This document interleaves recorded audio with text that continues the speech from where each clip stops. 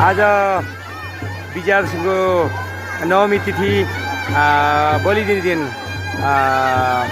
महालक्ष्मी महा सरस्वती महाकालीलाई महिषासुरको प्रतीक रागो पहिलो बलिदिने हाम्रो संस्कृति अनुसार यहाँ सुरुवात हुँदैछ।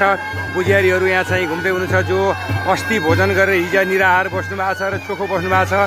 अहिले यी उहाँहरूसँग जोडिएका खुँडाहरू दरबारबाट प्राप्त भएका चन्द्र सूर्य अङ्कित खुँडाको बिचमा सुन रहेको छ।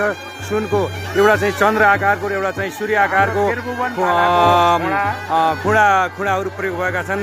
यी खुँडाहरूबाट यो महिषासुरलाई वध गर्ने क्रममा एउटाले चाहिँ अलिकति मात्रै काट्ने र अर्कोले छिनाल्ने विधि हुन्छ र केही नाचगान र महिषासुरलाई चाहिँ गिज्याउने भनेर यहाँ चाहिँ केही छोटो नाटक जस्तो उहाँहरूले चाहिँ अभिनय पनि गर्नुहुन्छ। ल यो सुरुवात हुँदैछ।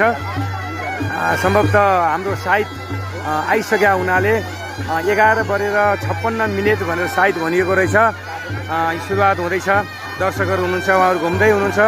उहाँहरूको हातमा दुइटै पुजारीको हातमा केरा छन्। यहाँ चाहिँ 5 जना पुजारी हुनुहुन्छ। उता चोखो बसेका पुजारी उतापट्टि हुनुहुन्छ र अहिले तयारी अवस्थामा हुनुहुन्छ। अब उहाँहरूले केरा पछाडिबाट काट्नुहुन्छ र यताबाट पनि केरा काट्दै हुनुहुन्छ।